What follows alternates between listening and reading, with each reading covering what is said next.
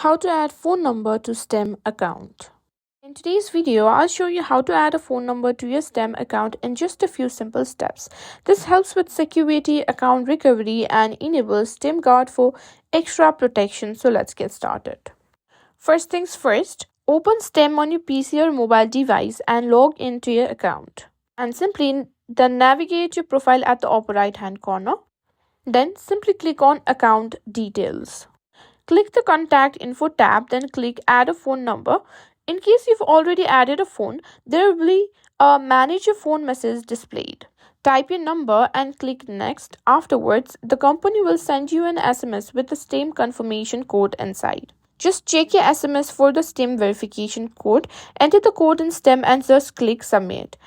And there you have it, you've successfully added a phone number to your STEM account.